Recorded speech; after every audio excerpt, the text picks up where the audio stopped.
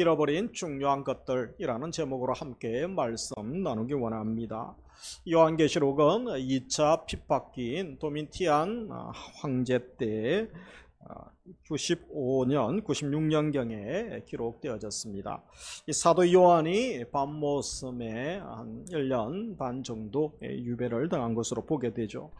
그때 지도자가 상실된 상황 가운데서 순교가 일어나고 또 박해가 일어나죠. 배도가 일어나고 많이 상심해 있습니다.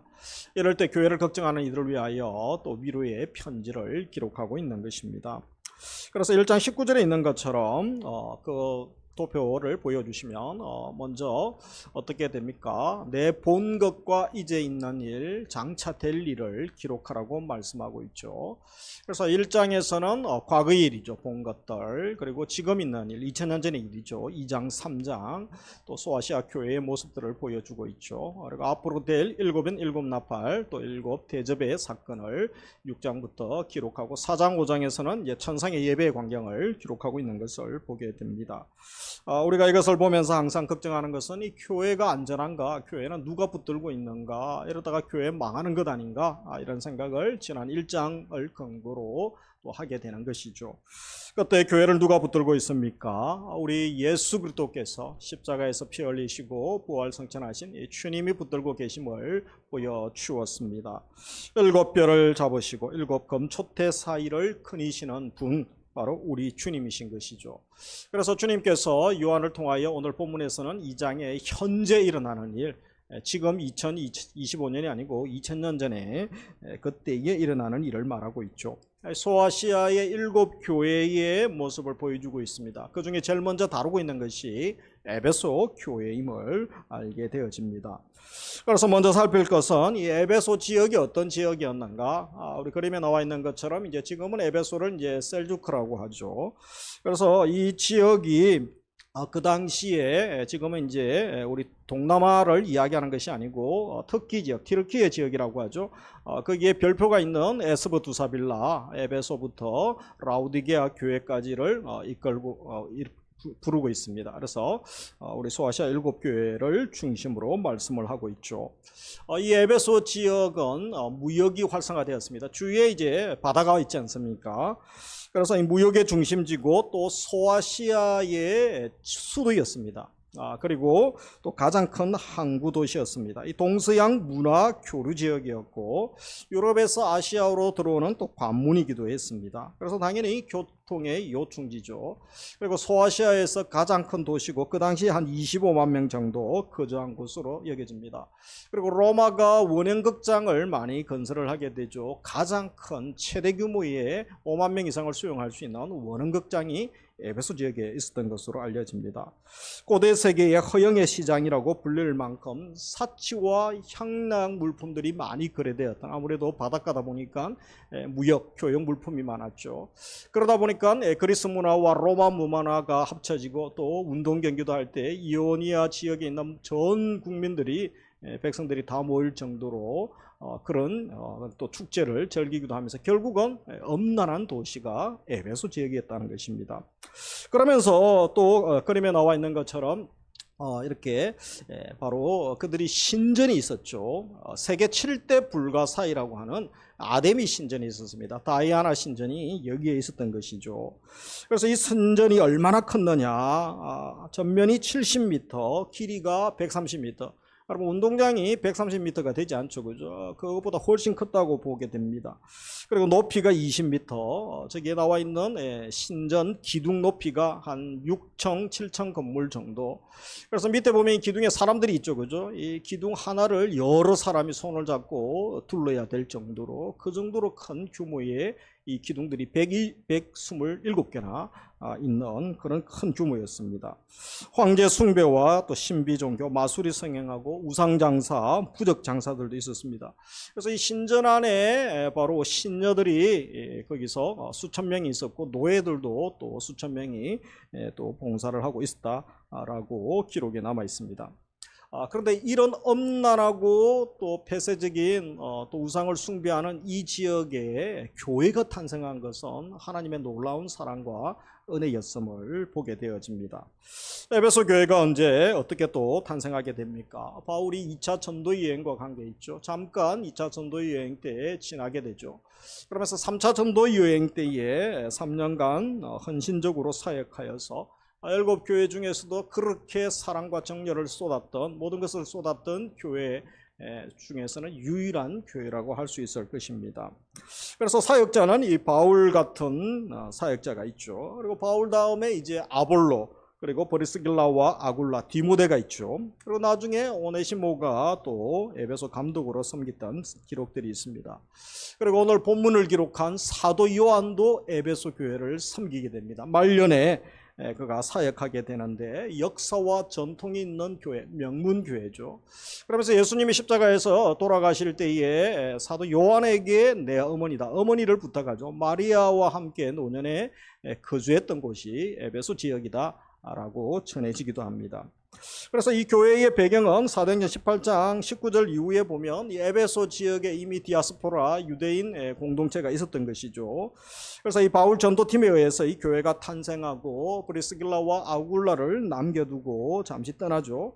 그러다가 3초 전도 여행 때 이제 교회가 세워지게 되고 본격적인 사역을 하게 됩니다. 세례를 베풀게 되고 안수하고 또 이적들이 많이 일어나게 됩니다. 그러면서 총독부가, 로마 총독부가 그 지역에 있을 정도면 로마에서도 신경을 많이 썼던 아주 중요한 도시였음을 보게 됩니다. 미신 마술 상업이 성행하고 이 마술책을 불사르고는 그런 과정을 통해 또 많은 개종이 일어나기도 하죠.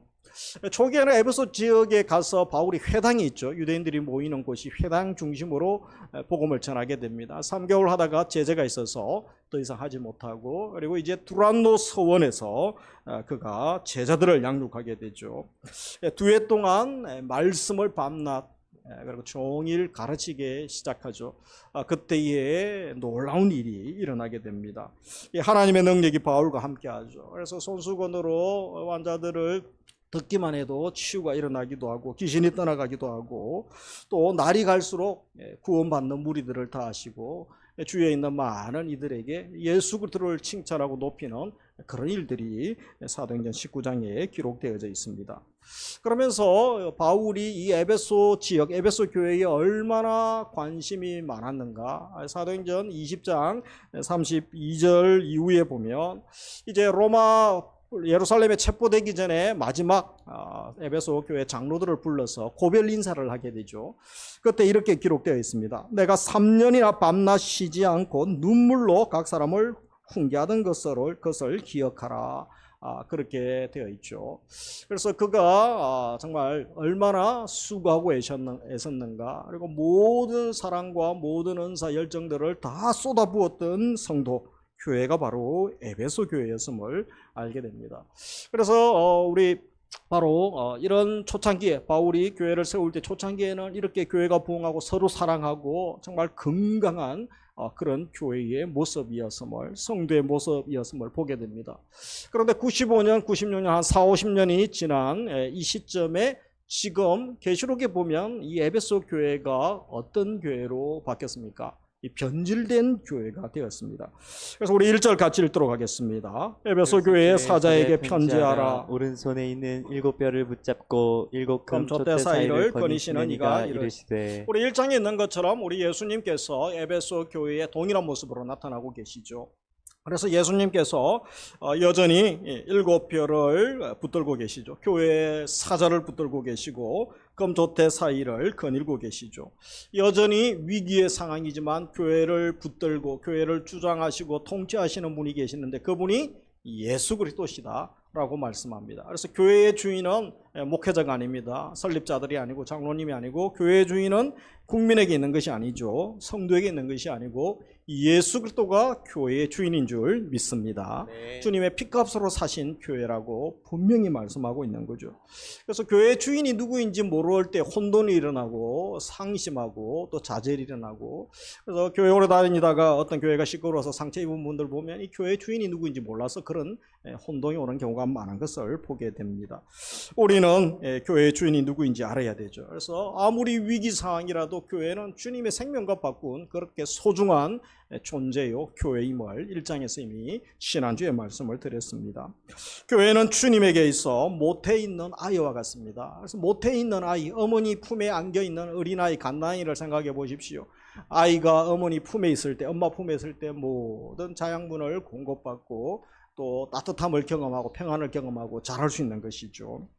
우리도 주님이 그렇습니다. 그래서 바른 교회, 바른 성도는 오직 주님에게서 모든 능력과 지혜와 은사를 공급받을 수 있는 줄 믿습니다.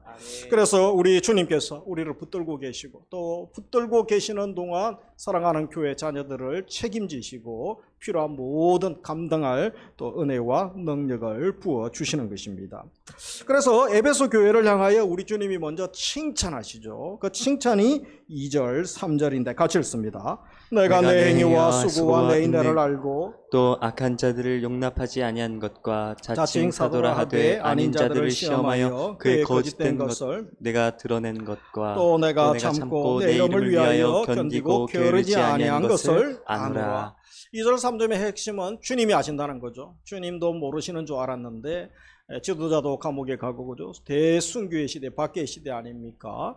이런 힘든 시기, 배도의 시기에 주님이 모르실 줄 알았는데 아시는데 무엇을 합니까? 2절에도 알고 3절에도 알고 계시죠. 먼저 내 행위, 에베소 교회가 설립되고 난 다음에 그들의 모든 아름다운 신앙생활이죠. 그 행위를 다 알고 있죠. 수고를 한다. 이것은 단순한 노동을 이야기하는 것이 아닙니다. 고통스러운 고통을 포함하죠. 그죠? 피 흘렸던 그런 고통 순간들이 있죠. 다 포함한 그 수고들이죠. 그리고 인내, 오래 참은 것이죠. 이것은 사도행전 데살로니가전서 1장에 보면 믿음의 역사, 또 데살로니가 교회에 나타난 사랑의 수고, 소망의 인내, 이것과 같은 의미라고 볼 수가 있는 것입니다.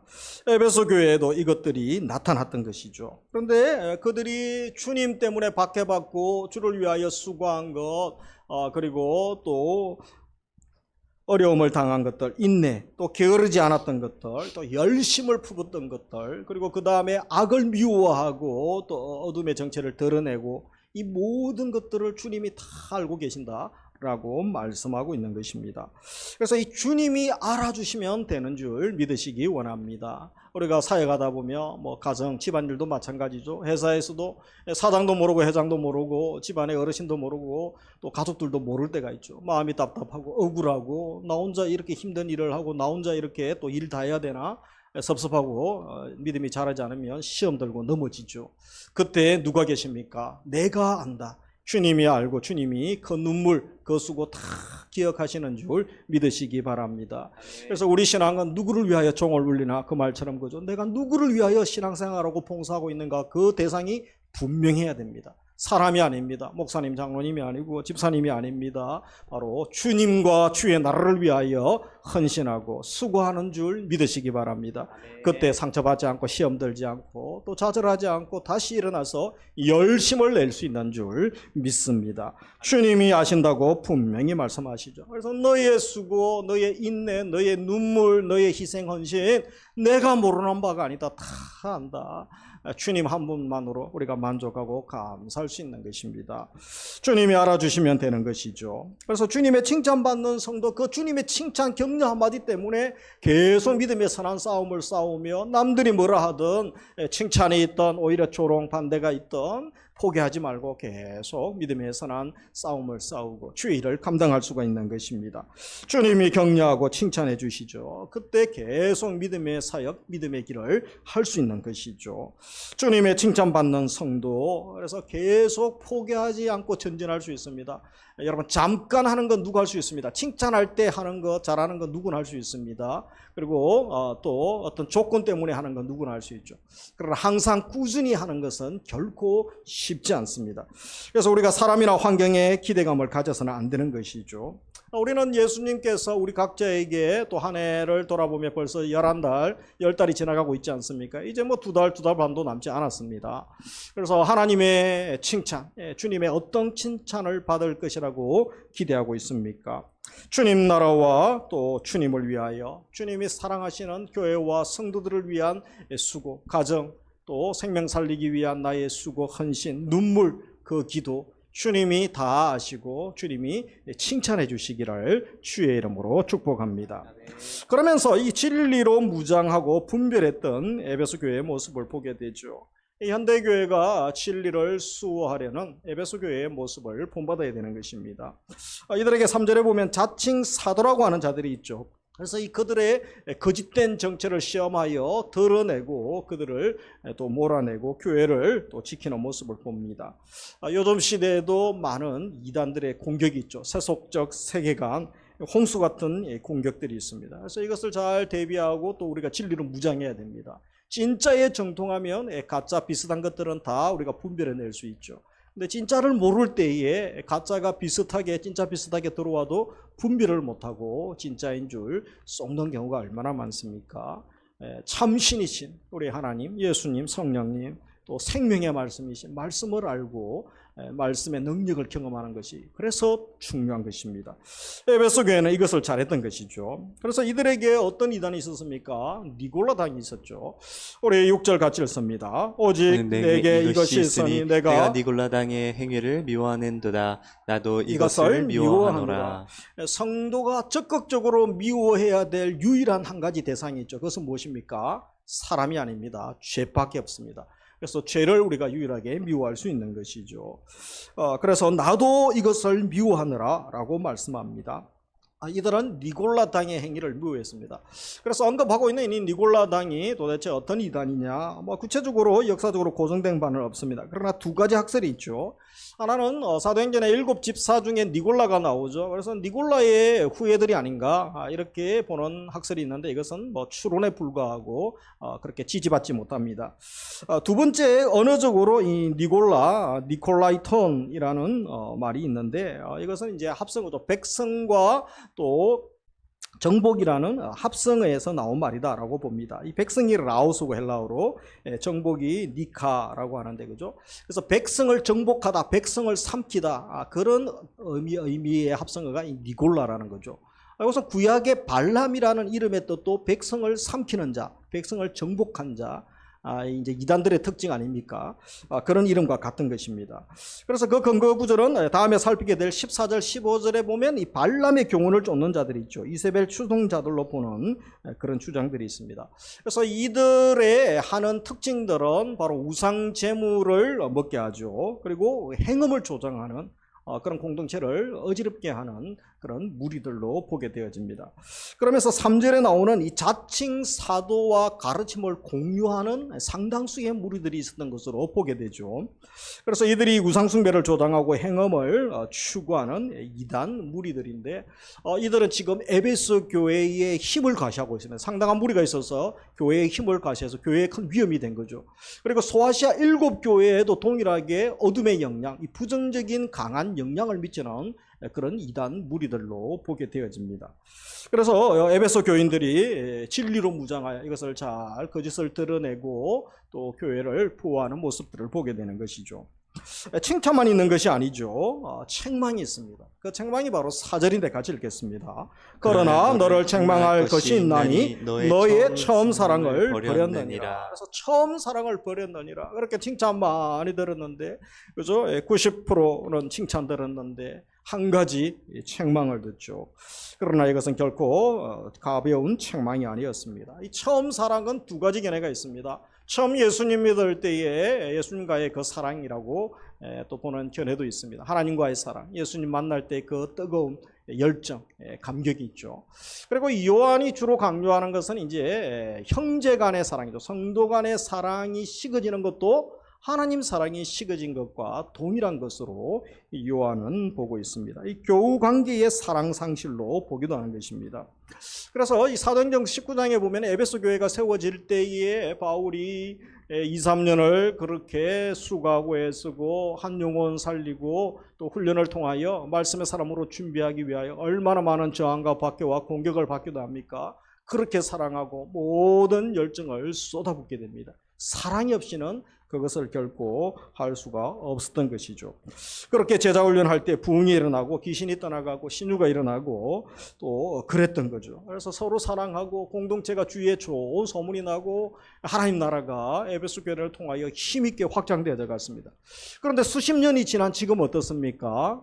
바로 얼음 같은 거죠. 냉랭한 교회에 모든 열정, 사랑이 다 사라져버린 책망을 들어야 되는 교회의 모습을 보게 됩니다. 우리는 주님의 책망을 받지 않을 확신이 있습니까? 혹시 주님과의 그 첫사랑, 첫 만남의 감격들이 지금 있습니까? 아니면 더 깊어져 가야 되는데 더 깊은 은혜의 바다로 나아가고 있습니까? 아니면 열심도 열정도 없어지고 첫사랑도 다 상실하고 성도를 향한 사랑도 상실한 채 오직 에베소 교회처럼 이 책망을 들어야 될 그런 상황 가운데 있지 않습니까? 코로나 이후에 한국 교회가 점점 에베소 교회의 모습을 닮아가고 있는 거죠. 가속화되고 있다라고 이야기를 합니다. 그리고 우리도 1년을 돌아보면서 벌써 10달 반을 지나고 있죠. 우리는 주님 앞에 칭찬받을 그런 삶을 살아오셨습니까? 변질됨이 무섭죠. 변질. 한여름에 여러분 상온에 그 더운 날씨에 우유를 바깥에 잠깐 두보십시오. 또 요리한 생선을 바깥에 잠깐 두보십시오. 금방 상해버리고 변질되죠. 그래서 세상에는 변질된 그 제품들, 그 물건들은 그저 폐기 처분해야 됩니다. 그렇지 않고 탈이 나면 법적인 소송에 걸리기 때문에 엄청난 대가를 지불해야 되는 거죠. 다 폐기 처분하게 됩니다. 우리 하나님 앞에 우리가 그렇게 일일이 평가를 받는다면 이렇게 다 폐기 처분해버리면 우리에게는 소망이 없는 것이죠. 그래서 전적인 하나님의 긍휼, 하나님의 사랑을 의지하면서 주의 은혜를 주시고 우리가 겸손히 주님 앞으로 또 십자가 앞으로 나아가야 되는 것입니다. 교회는 성도들의 뜨거운 교제의 장이 되어야 되는 것이죠. 쉽게 변질될 수 있다는 것입니다. 그래서 처음 사랑도 중요하고 더 점점 더 깊어지고 성숙된 사랑으로 나아가야 되는데 대다수가 그러지 못하는 시기를 살고 있는 것이죠. 예수님의 사랑을 지속적으로 공급받을 때만 가능한 것입니다. 그래서 매일 내가 어떻게 더 깊은 사랑, 더 뜨거운 사랑 가운데 나아갈 수 있습니까? 그것은 계속 주님의 십자가의 사랑을 묵상하는 거죠. 십자가에서 나를 사랑하신 그 사랑을 묵상하고 또 우리가 주님의 임재 앞으로 나아가기를 몸부림하는 것입니다.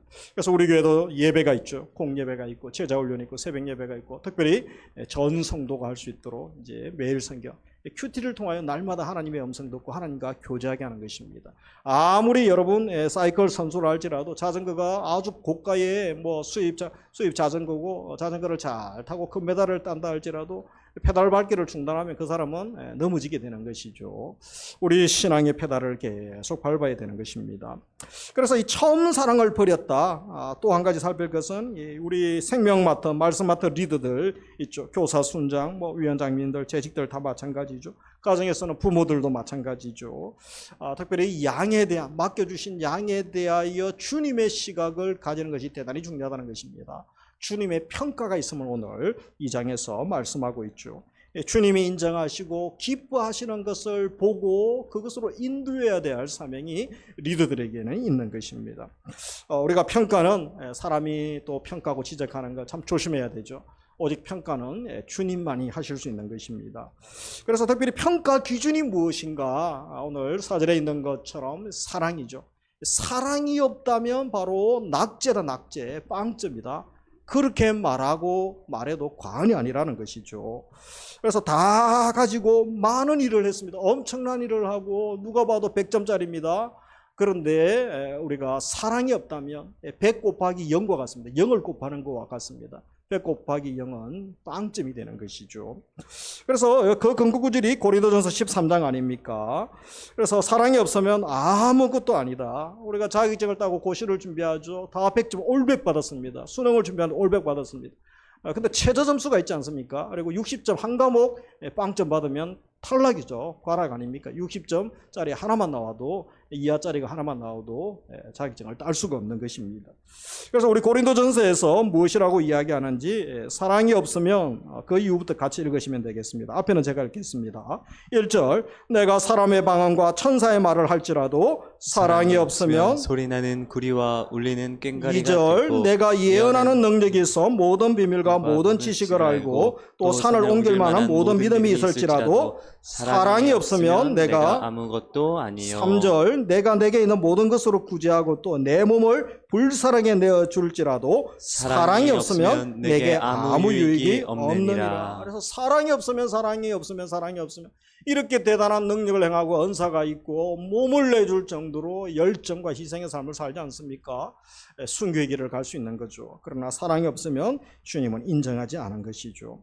우리는 어떻습니까? 2025년 한 해 내가 열심히 봉사했습니다. 정말 열매도 많았습니다. 얼마나 감사합니까? 봉사하지 않고 또 주일 성수 열심히 하고 지각하지 않고 또 마음 다해 주를 사랑하고 경배함이 삶의 현장에 나타나고 섬김과 선교, 구제 또 전도가 나타나면 너무 감사하죠. 근데 사랑 없이 껍데기만 남고 종교적 열심으로 할 수 있다는 것입니다. 그것은 내가 인정하지 않는다. 빵점이다. 아무것도 아니다라고 말씀하는 것입니다. 아무것도 하지 않고 있지는 않습니까? 다 했는데 사랑이 없지는 않습니까?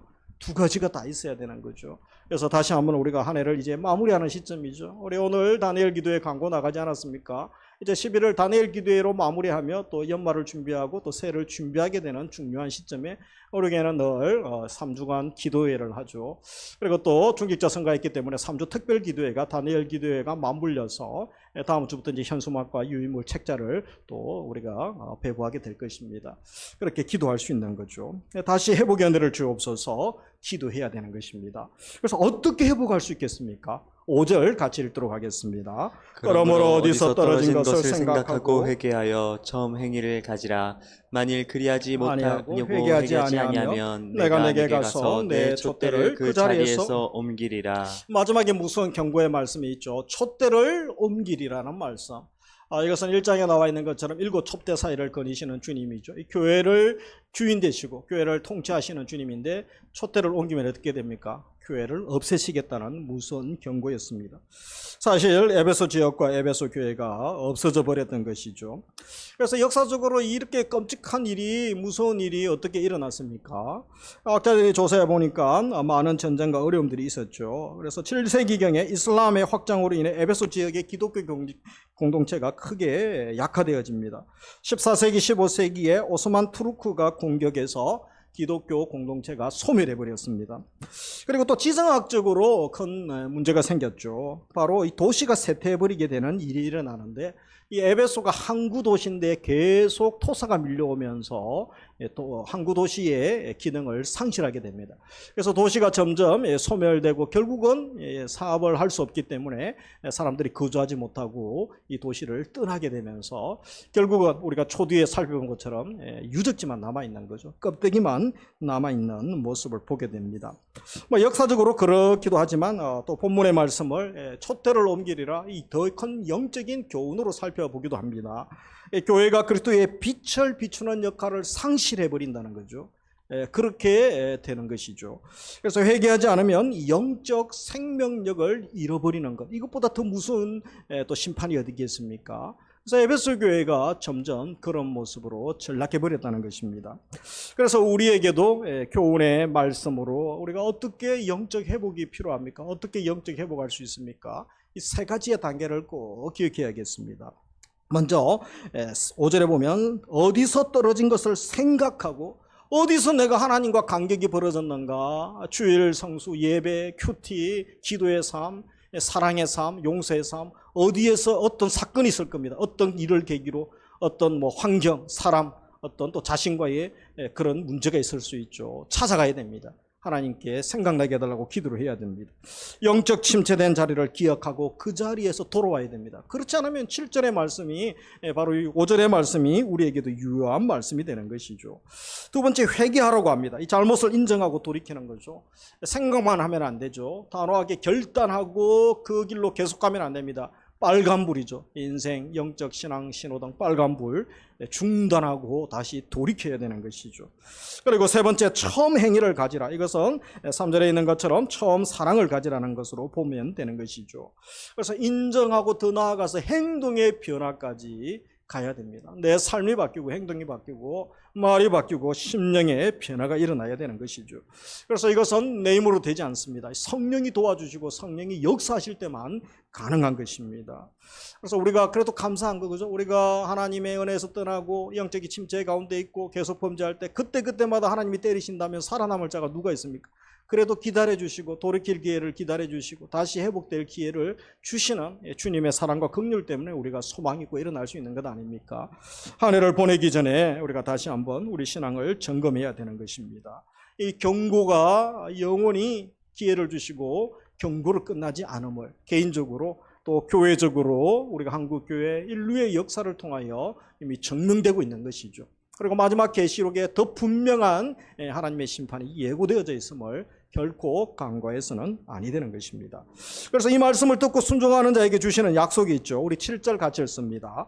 귀 있는 자는 성령이 교회들에게 하시는 말씀을 들을지어다. 이기는 그에게는 내가 하나님 낙원에 있는 생명나무의 열매를 주어 먹게 하리라. 생명나무의 과실을 먹게 하겠다는 거죠. 영생을 선물로 주시겠다고 합니다. 하나님과 함께 영원히 사는 삶, 왕같은 제사장으로 신의 통치에 참여하는 것, 이것보다 큰 축복이 어디에 있겠습니까? 이 복을 우리 모두가 다 누릴 수 있기를 주님의 이름으로 축복합니다. 말씀을 맺습니다. 우리는 사랑 없는 열정과 열심을 경계해야 됩니다. 그래서 진정으로 주님이 원하시는 그 일, 바로 그 일을 하고 주님의 기쁨으로 남은 인생 살아가기를 결단하기 원합니다. 두 번째, 사랑을 회복해야겠습니다. 첫사랑도 회복하고 그리고 깊은 사랑으로 나아가야 됩니다. 하나님과의 사랑, 주님 만났던 그 감격이 있습니까? 구원의 기쁨과 감격이 있습니까? 다윗은 그것을 달라고, 회복시켜달라고 얼마나 금식하며 범죄한 후에 간절히 기도합니까? 그리고 더 깊은 사랑, 성숙된 사랑으로 나아가야 되는 것입니다. 내게 지금 무너져 버린 나의 신앙을 무너뜨린 그것을 찾아서 회개하고 다시 돌이키게 되는 것이죠. 주일 성수, 예배의 문제, 또 기도, 사랑, 전도, 섬김의 문제. 이 시대에 여러분, 하나님 사랑은 식어지고 있습니다. 아주 하나님 사랑은 뒷전이죠. 그러나 요즘 어떤 사랑이 충만해지고 있습니까? 자기 사랑, 돈 사랑, 쾌락 사랑, 세상 사랑, 가족 사랑은 얼마나 충만한지 모릅니다. 그래서 하나님이 물으십니다. 도대체 너의 인생에 나의 자리는 어디 있느냐? 나는 도대체 몇 번째 자리에 있느냐? 왜 계속 내가 밀려나야 되느냐? 내가 너의 인생에 그것밖에 되지 않느냐? 결국 그러다가 우리가 심판주 주님을 만나게 되는 거죠. 그 순간까지는 아니 가야 되지 않겠습니까? 세 번째로, 사랑과 진리 수호의 균형을 이루어야 되는 것입니다. 우리가 말씀을 지키고 또 이단을 잘 분별하고 교회를 지키고 진리를 수호하는 것도 중요합니다. 그런데 사랑이 중요하죠. 사랑의 마음, 따뜻한 마음, 용서의 마음이 같이 가야 되는 것입니다. 한 주간도 하나님 앞에서 잃어버린 중요한 것들을 다시 한번 기도하면서 발견하고 우리가 회복할 은혜를 주시기 원합니다. 처음 사랑, 하나님 사랑, 그리고 더 깊은 사랑으로 또 형제, 이웃, 가족 사랑이 더 깊어지고 풍성해지기를 원합니다. 주님 기뻐하시는 그 삶을 살아서 마지막 때 다 칭찬받는 우리 성도님들, 또 우리 교회들 다 되시기를 주의 이름으로 축복합니다. 우리 함께 찬양하며 나아가겠습니다. 보소서 주님 나의 마음을.